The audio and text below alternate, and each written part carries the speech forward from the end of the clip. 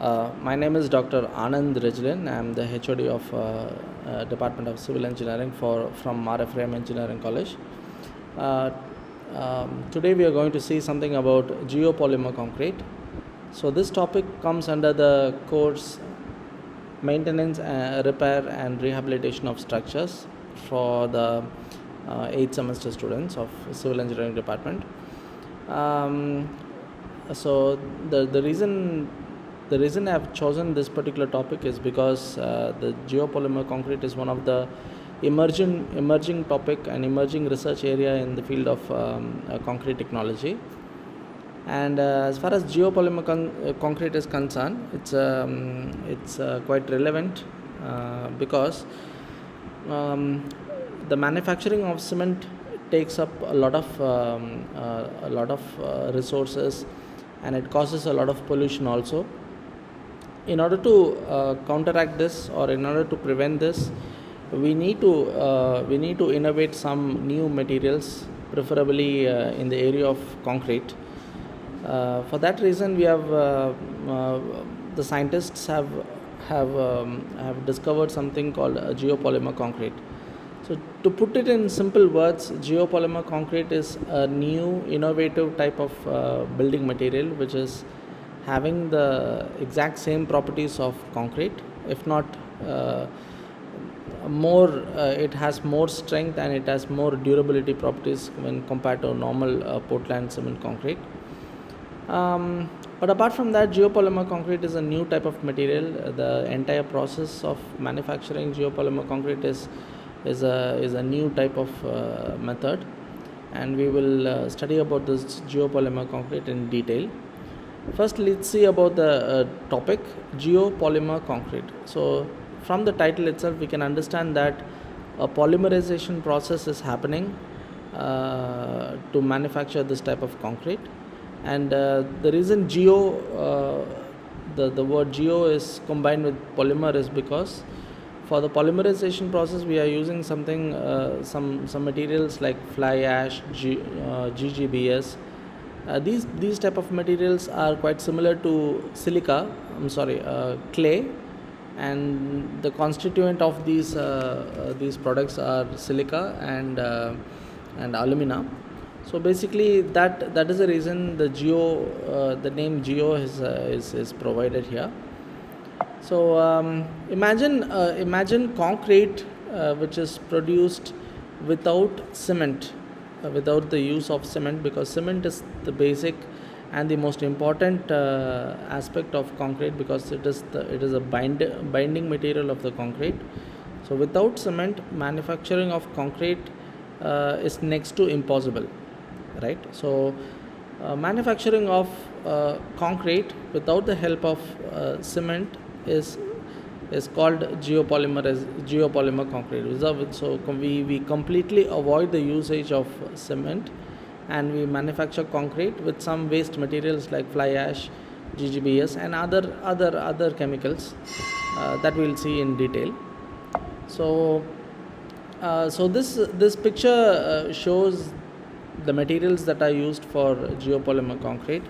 As you can see, the fly ash and in some cases for geopolymer concrete is GGBS is also added. That is one of the important materials, because it is rich in silica and alumina. And next one is activator. We can use sodium hydroxide or potassium hydroxide in combination with sodium silicate and potassium silicate. So this can be used as an activator, and we can use some additions like furnace slag, marble dust, silica fumes, metakaolin. So many things can be used. And next is the aggregate, so natural aggregate or the recycled aggregate. You mix together all of this along with water, and a chemical reaction will happen in the presence of heat. And in some cases, for example, if GGBS is used, the presence of heat or the requirement of heat is not necessary. So in that case, we can go for ambient curing or room temperature curing itself, and eventually we can manufacture geopolymer concrete. So the yeah so the geopolymer concrete is, as I told you before, it is a new type of material. And for manufacturing of geopolymer concrete, we can use waste materials like fly ash, which is a byproduct from thermal power plant, and GGBS, which is a byproduct from steel manufacturing process. Both can be used for manufacturing of geopolymer concrete. And as I told you before, to manufacture 1 ton of cement, almost half a ton of carbon dioxide is emitted. So in order to prevent the pollution and to manufacture cement, we need a lot of resources in the form of heat, right? So that can also be prevented by using this type of geopolymer concrete. So we have two advantages at the same time. We reduce the pollution, also we we save a lot of energy for the manufacturing of cement. And the, the the way this geopolymer concrete is manufactured is through polymerization, that is by adding aluminosilicates, water and alkali activators. What happens is there is a polymerization reaction which is happening there, and all the materials in the geopolymer concrete polymerizes, and a network of hardened binder is created. Okay, so it is also called as alkali activated cement or inorganic polymer cement. Okay, so this is the way the geopolymer concrete is made. And